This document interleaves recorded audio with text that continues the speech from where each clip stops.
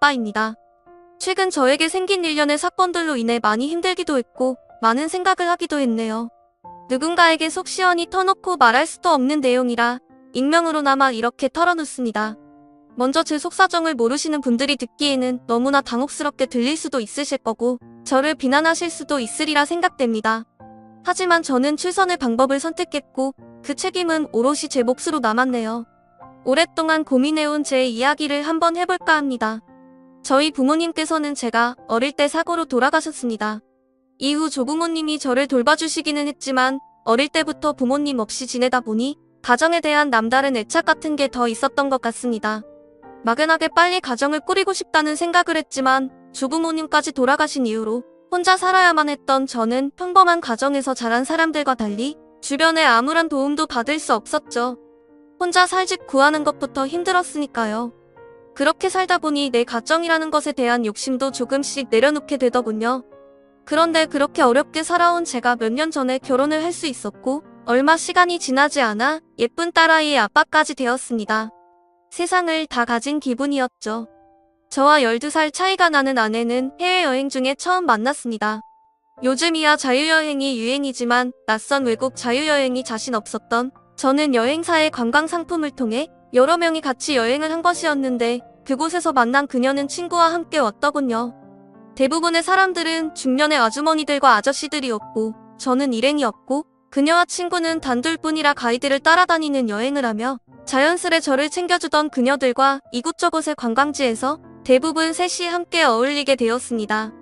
그때까지만 해도 그녀와 그녀의 친구는 저보다 한참 어린 동생이라서 귀엽게만 보았죠. 여행이 끝나고 다들 각자의 일상으로 돌아왔지만 그 5박 6일 사이에 정이 들었는지 그녀와 저는 계속 연락을 이어가게 되었고 별다른 진전 없이 지지부진한 만남만 이어오던 어느 날 결국 그녀는 참지 못하고 저에게 말을 했습니다. 오빠, 이럴 때는 우리 사귀자 하면 되는 거예요.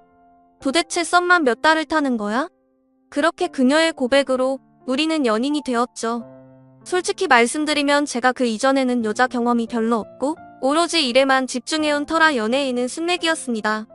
하지만 저의 나이답지 않은 소극적인 태도에도 불구하고 그녀는 적극적으로 대시를 했고 저도 그런 그녀에게 매력을 느끼게 되었습니다. 사실 연애를 하면서도 관계의 리드는 그녀가 다 했네요. 어느 장소에 가고 어떤 지역에 있는 맛집을 가고 한복을 입고 고궁에 놀러가는 이벤트를 하는 등 생각도 못해본 데이트를 즐길 수 있었죠. 사실 저는 그냥 따라만 다닌 것 같습니다. 심지어 프로포즈조차도 처음 만났을 때 먼저 말을 걸어준 것처럼 그녀가 먼저 했으니 말 다 했죠. 오빠는 나랑 결혼 안 할 거예요? 이렇게 이쁘고 귀여운 내가 오빠랑 결혼이 하고 싶다는데 그녀와 몇 달 동안 연애를 하며 저 역시 그녀와 가정을 꾸리고 싶다는 생각을 하기는 했죠. 하지만 12살이라는 나이 차이가 항상 제 발목을 잡더군요. 아직 그녀는 하고 싶은 것도 할 일도 많을 나이인데 저 같은 늑다리 아저씨가 데려간다는 것이 미안하게 느껴졌습니다. 하지만 한편으로는 이렇게나 착하고 똑똑한 여자가 먼저 적극적으로 저를 좋다고 하는데 당연히 기분이 좋았죠. 이런저런 생각으로 고민만 하는 저에게 그녀는 몇 번이고 결혼을 하자 했고 결국 우리는 연애한 지 1년도 되지 않아 결혼 준비를 하게 되었네요. 혼전 임신이나 그런 이유는 아니었습니다. 여자친구는 저보다 나이는 훨씬 어리지만 결혼관이 확고하게 잡혀 있었고 아빠 없이 자라서 그런지 그 누구보다 빨리 결혼을 해 안정적인 가정을 꾸리고 싶어 했습니다. 물론 저 역시 같은 생각이었기에 그녀의 결혼, 제 아내 나이 차이에 대한 걱정은 묻어두고 결혼을 진행하게 되었죠. 이후 여자친구의 집에 인사를 드리러 간 날 저는 처음으로 장모님을 뵙게 되었습니다. 사실 여자친구는 아버지가 안 계십니다. 여자친구가 아주 어릴 때 돌아가셨다고 들었죠. 그래서 여자친구는 아버지의 얼굴조차 모른다고 했습니다. 그래서 그동안 혼자서 딸을 키우셨을 장모님을 생각해서 홍삼 선물 세트와 과일 바구니를 들고 인사를 갔죠. 한우도 사가려고 했는데 장모님이 고기를 즐기지 않는다고 하더군요. 그리고 장모님을 처음 뵌 순간 저는 충격을 받았습니다. 어머님이라고 호칭을 부르기조차 민망할 정도로 너무나도 젊고 청초하신 느낌의 여성분이셨으니까요.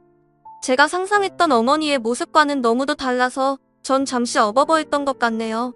뭘 그렇게 놀라 내가 엄마 젊다고 했잖아. 죄송합니다. 당황한 표정이 그대로 얼굴에 드러났는지 여자친구가 제 옆구리를 쿡 찌르며 말했습니다. 물론 장모님께서는 이른 나이에 여자친구를 낳으셨다는 이야기는 익히 들어 알고는 있었으나 실제로 뵈니 당황스러울 정도로 젊으시더군요. 함께 식사하는 내내 장모님의 나이가 가늠이 안 될 정도였으니까요. 머릿속으로 장모님의 나이를 계산하는데 정신이 팔려 무슨 음식을 어떻게 먹었는지 기억이 안 날 정도입니다. 그날 장모님과의 첫 만남을 마치고 집에 와서 아내와 통화를 했죠. 많이 놀랐어? 솔직히 좀 놀라긴 했지. 말만 들었지 그렇게 젊으실 줄은 상상도 못했어. 사실 엄마가 날 18살에 낳았어 미혼모였고 미리 말하려고 했는데 역시 입이 안 떨어지더라고. 엄마 잘못이 아닌데 아무래도 일반적인 사람들이 보는 시선이 좋진 않으니까. 그날 통화를 하며 알게 된 사실이지만 장모님께서는 고등학교 졸업도 하시기 전에 여자친구를 낳으셨다고 합니다. 그리고 장인어른은 사실은 돌아가신 것이 아니라 아이를 가진 장모님을 버리고 도망가 버린 것이라 하더군요. 당시 20살이었던 여자친구의 아버지는 장모님이 임신을 했다고 알리자마자 바로 군대를 핑계로 슬그머니 연락을 끊고 사라졌다 합니다. 이후 장모님께서는 부모님의 도움을 받아 출산을 했고 그런 놈은 잊고 살라는 부모님의 권유에 따라 그 남자는 죽었다 생각하고 절대 찾을 생각도 없이 혼자 제 여자친구를 키우신 거죠. 이후 다른 남자 또한 단 한 명도 만나지 않고 오로지 아이만 키우며 살아오셨다고 해요.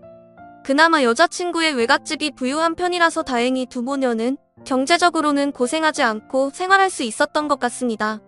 아주 어릴 때는 외삼촌이 아빠인 줄 알았어.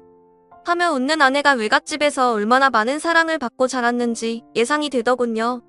저 역시 조부모님의 도움으로 성장했지만 제가 자란 환경과 전혀 다른 분위기였다는 것이 느껴졌습니다.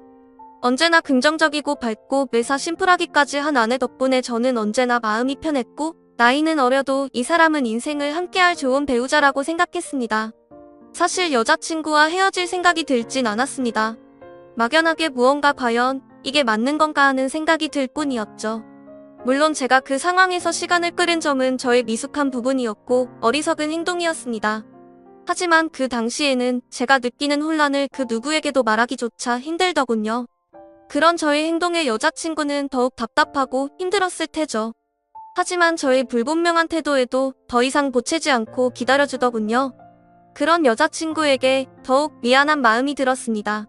그렇게 장모님께 인사를 드린 후 3달 정도 아무런 진전 없이 지내고 있던 어느 날 장모님께서는 자신의 특별한 가정사 때문에 이 결혼이 멈췄다고 생각을 하셨는지 저에게 따로 연락을 해 만나자고 하시더군요. 그렇게 따로 만난 자리에서 장모님은 저에게 말씀하셨습니다. 나 자신과 내 딸의 인생은 완전히 별개라는 걸 알아둬요. 우리 딸은 정말 독립적인 아이죠.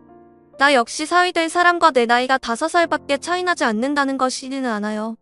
장모로서 사위를 편하게 대하는 것도 쉽지 않고 다른 사람의 구설에 오르내릴 수 있다는 생각도 했어요. 하지만 나도 노력하는 중이에요. 그리고 두 사람이 결혼한 후에는 둘만의 가정을 만들어서 행복하게 살면 되는 거죠. 그러니 나에 대한 어떤 생각도 딸 아이와의 결혼을 결정하는데 영향을 미치지 않았으면 좋겠네요. 그리고 두 사람이 확실하게 결혼을 결정하고 나면 나 역시 사위를 편하게 대할 거예요. 말도 놓을 거고요. 두 사람의 결혼에 나를 넣지 말고 생각하길 바래요. 정말 온화하고 부드럽게 말씀하셨지만 그 말씀 안에는 단호함과 신뢰가 가는 카리스마가 있었습니다.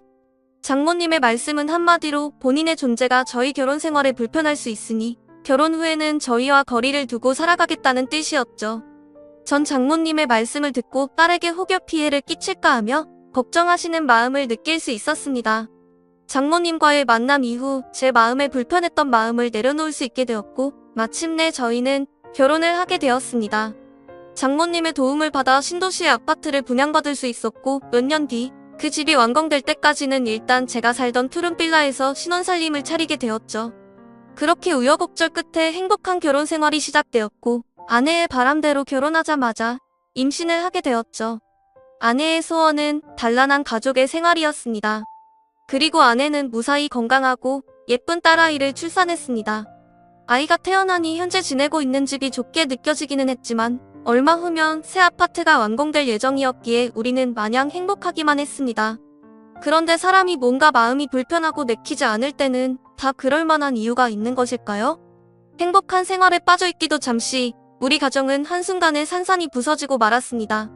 혼자 아이를 돌보며 손목에 무리가 온 아내가 하루는 저에게 아이를 맡기고 병원에 다녀오던 중 음주운전자가 낸 교통사고를 당하게 된 것이죠.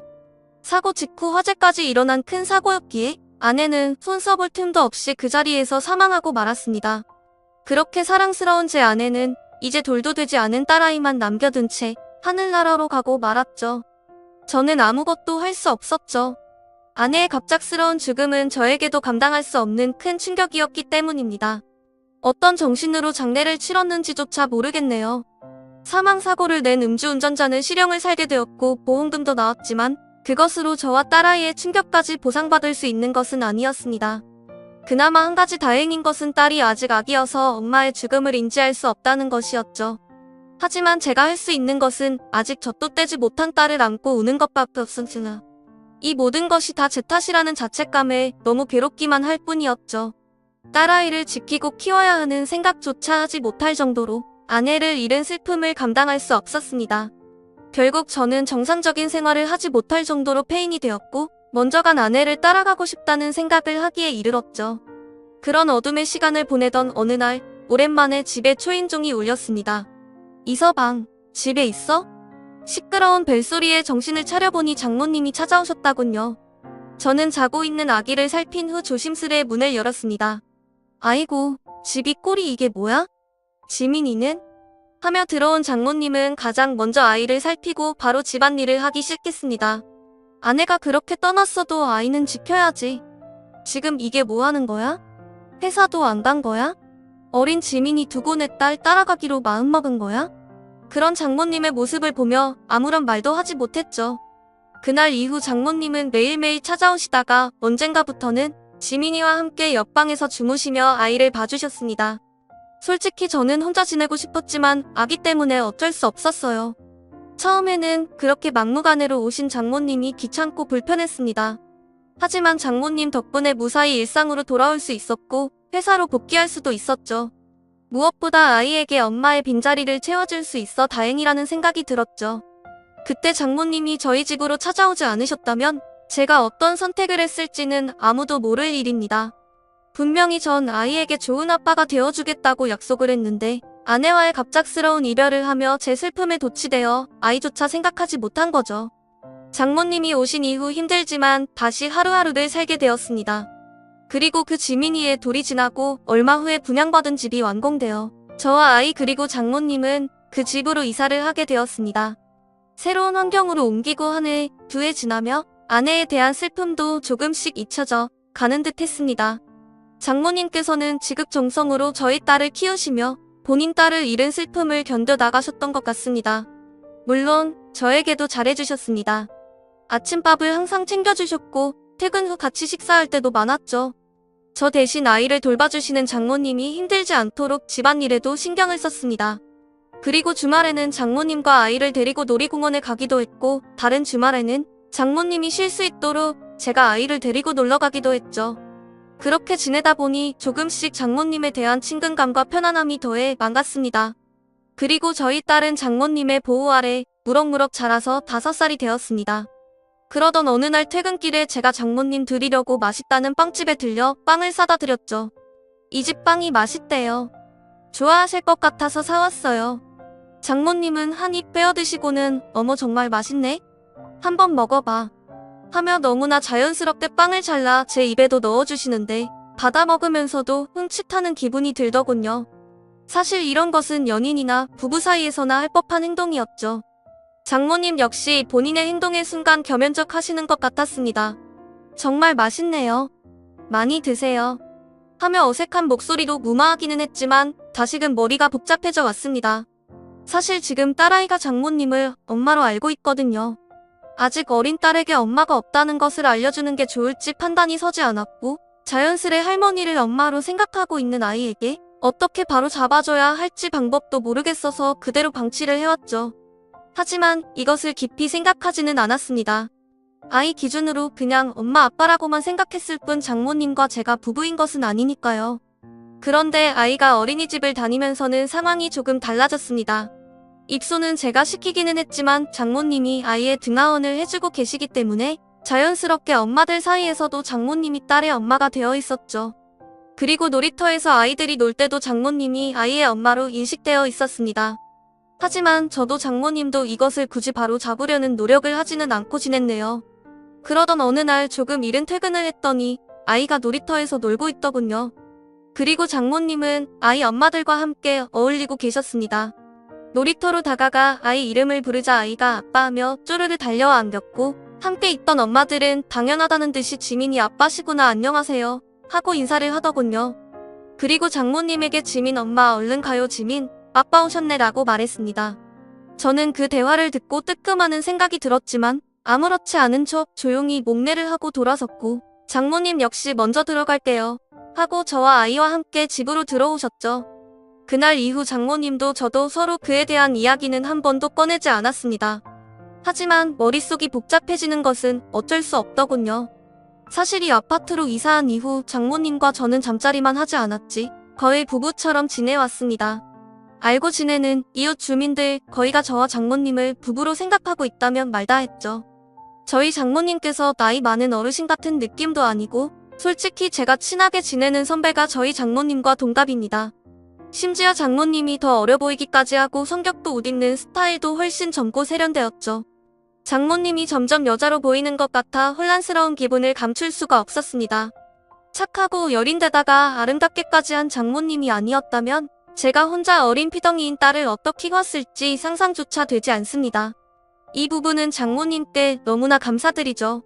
저의 솔직한 심정을 장모님께 말씀드리고 싶다가도 마음이 정말 어쩔 줄 모르겠고 복잡하기만 했습니다.